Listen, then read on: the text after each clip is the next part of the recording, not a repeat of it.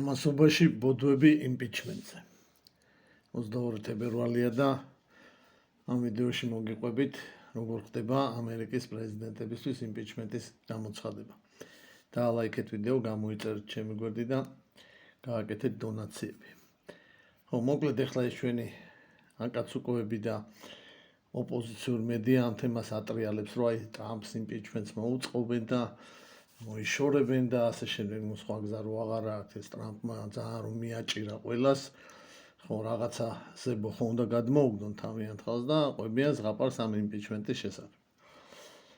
ამერიკის შეერთებულ შტატებში პრეზიდენტის იმპიჩმენტი საკმაოდ რთული პროცედურაა და ძალიან იშვიათად ხდება. ისტორიაში იყო სულ 4 შემთხვევა იმპიჩმენტის. აქედან 3 არ გამოვიდა, ვერ გამოუცხადეს იმპიჩმენტი და მეოთხე შემთხვევა იყო ეს ნიქსონის შემთხვევა და იქ იმპიჩმენტი ისიც რო ახლოვდებოდა თვითონ გადადგა ნიქსონი. ხო, ვინ იყვნენ ახლა ეს იმპიჩმენტის ისინი, რომელ პრეზიდენტებს მოუწყვეს ნიქსონის გარდა? ენდრიუ ჯონსონი, მე-17 პრეზიდენტი, ბილ კლინტონი და დონალდ ტრამპი. ასე რომ დონალდ ტრამპისთვის ეს რომ მოხდეს მეორე იმპიჩმენტის პროცედურა იქნება. ეხლა ეს პროცედურა როგორ იწყება? წარმომადგენელთა პალატის ნებისმიერ წევრს კონგრესმენს შეუძლია დაიწყოს ეს პროცედურა, განცხადებას გააკეთებს, ხო, მერე მიდის გარკვეული მოკვლევა, რაღაც თავის ფორმულირებას გააკეთებს, რატო ითხოვს ამას, უნდა განიხილოს იურიდიულმა კომიტეტმა, ჩამოაყალიბოს ეს ბრალდება და მერე გადის კონგრესში ხმის მიცემაზე. იქ უნდა დააგროვოს უმრავლესობა.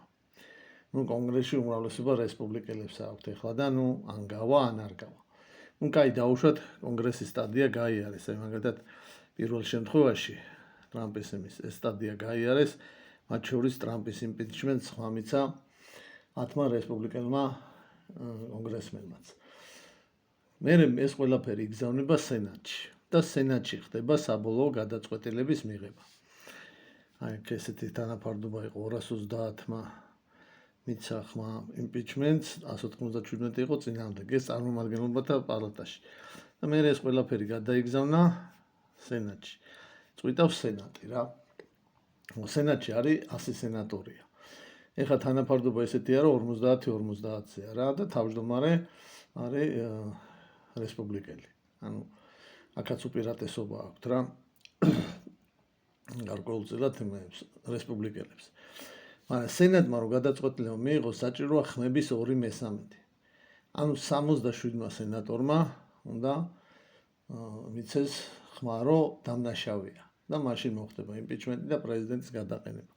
აი ტრამპის პირველ შემთხვევაში 48 იძახდა, რომ დამნაშავეა, 52-მა თქვა, რომ არა. და რა თქმა უნდა ეს იმპიჩმენტი არ შედგა და ტრამპი მაშინაც დარჩა პრეზიდენტი და მერე გადაირჩიეს თუ გაუყალბეს თუ რაც იყო რა. ხო, დღევანდელ რეალობაში ტრამპისთვის იმპიჩმენტის მოწყობა და ტრამპის გადაყენება ამ პროცედურის მეშვეობით საერთოდ არარეალური რაღაცაა რა. ახალი მოგონილი მითია, როგორც თქვი.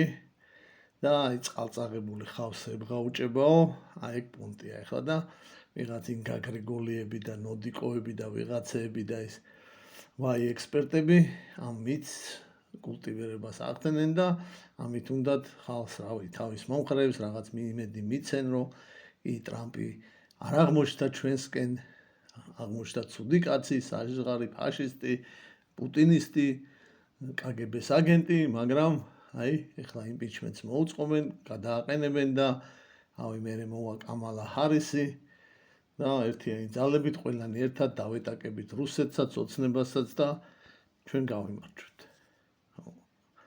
სიამოვნებაში ისეა როგორც მე მოგიყევით რა. 0-ია ტრამპის იმპიჩმენტის შანსები.